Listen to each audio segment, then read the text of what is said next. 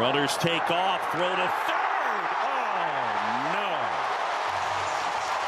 Cubs come up short of a sweep in LA. Would have been amazing, but the base running lets them down. We're going to break down the 5th inning and the 9th inning and what went wrong in these base running situations. But in case you missed the exciting announcement, we are having our first ever Setup Man sweepstakes. You can join me potentially at one of the final games at Wrigley Field this year. Register down below and you'll get a game with me and my family. You're going to be able to get a Obvious Shirts experience and a Cubs memorabilia package that's all going to first place, and then 2nd through 5th place are going to get a Obvious Shirts gift card. Make sure you register. Make sure you're subscribed to our YouTube channel. Now let's go ahead and get to the game action. Daniel Hudson is on the mound for the Dodgers, and Cody Bellinger just made this a 1-run game with a 3-run home run. Cubs were down 7-3, and Hudson walks the first batter that he sees, Isaac Paredes.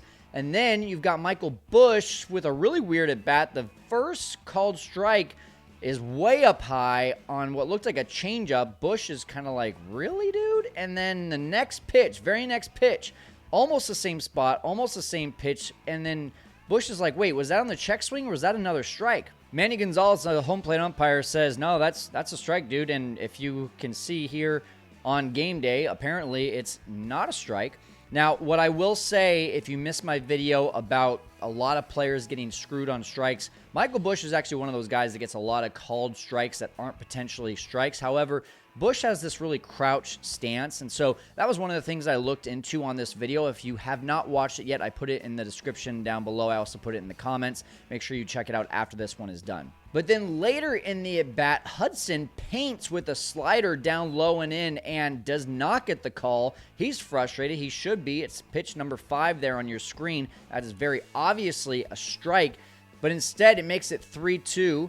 Hudson says a nice word there, and then very next pitch, way inside, Michael Busch earns the walk, and now you've got 1st and 2nd with 1 out. It's just a 1-run game. Nico Hoerner, routine double play. Nope, Chris Taylor boots it, and here was almost the first potential base running blunder. Isaac Paredes almost gets caught in the middle of trying to go home on that one. And here's what I want to point out really quickly. If you're not a former baseball player, you're probably like, dude, that was a routine ground ball double play. And it really was. But what happened here is Chris Taylor completely ran himself into a bad hop. You're taught to get that ball either on the way down or within about a foot of it being on the way up. And as you can see, as that ball comes on the way up, it's still coming up, up, up. And Taylor is just running himself into a really bad hop there. He should have really right there. That's where you want to catch the ball. Either about a millisecond after it bounces or a millisecond before it bounces. Right in that range is where you want to get that ball, but just really made life difficult for him. And instead of it being a double play to end the inning, it's now bases loaded for the Cubs. And Pete Crow Armstrong rockets a single over to right field. Mookie Betts throws it in, and this is your first base running blunder of the game. Man, Pete Crow Armstrong is just caught up in the middle. Michael Busch is now caught up in the middle. A lot of chaos going on. PCA ends up back at 1st. Nico Hoerner at 2nd. There's a lot to talk about here, so let's go ahead and just break this down frame by frame. You can see this ball, first of all, you're taught as a runner to freeze on a line drive. So as soon as that ball is hit, everyone freezes for a second, and then they're running. So already, Michael Busch over here at second base, he is not even hardly off of the base, off of his lead, when that ball is already into the outfield or nearly into the outfield. The ball is right there at the edge of the dirt. And so he's got a late jump already. So Willie really did the right thing here. Mookie Betts has an incredible arm. You stop him right there. You've got bases loaded again with 1 out. But the problem is that PCA right here has not looked over to see that Michael Busch has been given the stop sign. He's assuming that he's already been given the go-ahead, but it really doesn't matter what Michael Busch is doing. It matters what Nico Hoerner is doing. So PCA, his head is still over looking at Mookie Betts here. So at this point, he's wondering, is Mookie going to throw it home? Is he going to throw it behind me to try to get me? And as soon as he sees that throw go in front of him, he's not looking at Nico. He's looking at the ball. And then he looks over and sees, oh, crap, Nico is still on second base. And at that point, he's dead in the water because Freddie Freeman cuts it off. And now you've got this moment where PCA has to make a decision. Is he just going to run into the out and keep it at 2nd and 3rd? Or is he going to try and get in a rundown and potentially let Michael Busch score? What does he do? He basically kind of starts walking a little bit, and he's like, yeah, I'm going to just kill some time to let Michael go. Now, what I want to zoom in on here, because a lot of people are giving Michael Busch crap about his decision to go home. And yeah, it really is not the right decision. It really isn't. But this could have been rectified with a number of different things. So the first question is, does Willie give Michael Busch the verbal to go home?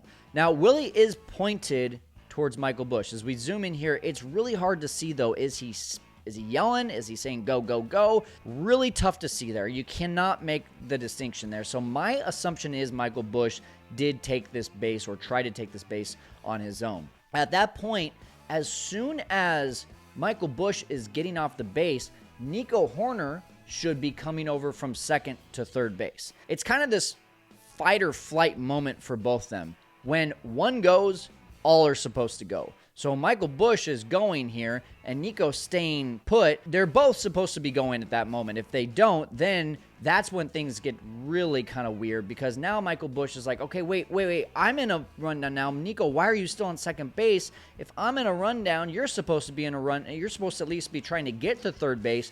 And now because Nico didn't go to third base, well, now it's first and second with 2 outs instead of second and third with 2 outs. And so there's 3 people to look at during this entire thing and say, y'all messed up. It's not just a PCA thing. It's not just a Michael Busch thing. It's not just a Nico thing. It's an all 3 thing. Michael Busch, yes, he should have probably stayed at third base. In the moment, it's really difficult to make that decision, so I don't really fault him that much. But as he's going to home, Nico should have been going to third, and then PCA could have stayed at second. And for that reason, you've got yourself a really bad result here. And of course, Christian Bethancourt ends up striking out swinging to end the inning. Now we go to the 9th inning. Cubs are down by 3 at this point, and Michael Kopech cannot find the plate to save his life. And on the first pitch to Seiya Suzuki here, take a look at this. Will Smith starts to come out to see Michael Kopech, but then as we look at the next screen here, well, he's not there. He's actually going back behind home plate. So what happened there? Well, on the very next pitch, he throws another ball, and Will Smith, you can see, looks like he wants to come back out again. He's looking to the dugout, and then he gets the go-ahead to go. Now, what ended up being the situation that Ryan Dempster told us was that the Dodgers were out of their mound visits. This was the final mound visit, and that's why Mark Pryor is just staying on the bench here, because he can't come out.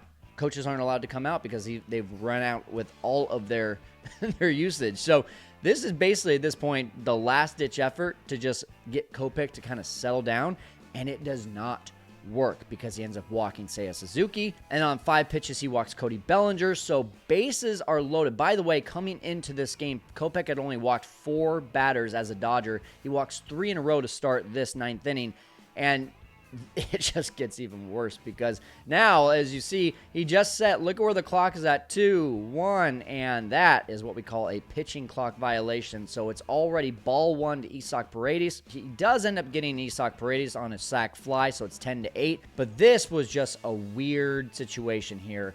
You've got your tying runner on first base, and Seiya Suzuki and Cody Bellinger are off on a double steal, and they are out. At least Seiya is out. Now, when you look at the replay here, this is where things went really, really wrong, because Michael Kopech is already leg completely lifted, and Seiya not only has a small lead, he hasn't even started going yet. It's a really bad jump. And as I look over at Cody Bellinger as well, I don't know if this was called a double steal from Craig Counsell or if it was called by just a straight steal by Seiya.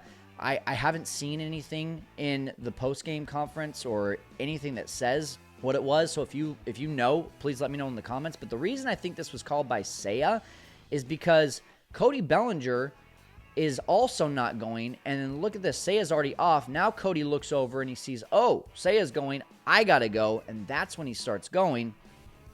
And at that point, that's why I think Seiya probably made this call on his own. I could be wrong. It might have been Counsell, and it might just be Cody waiting for Seiya to actually get going and seeing, hey, did Seiya get the sign? Okay, you got it. I'm going too now. Either way, it's the 9th inning, and if you're going to steal third, you gotta get a bigger jump. Cliff Floyd talked about it after the game.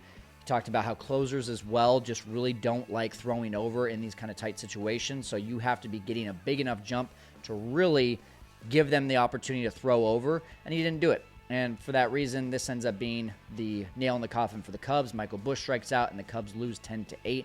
What a crazy series, though. Gosh, that was fun stuff. I got to go to the first 2 games. But hey, come to a game with me at Wrigley. Set up Man Sweepstakes. The registration is down below.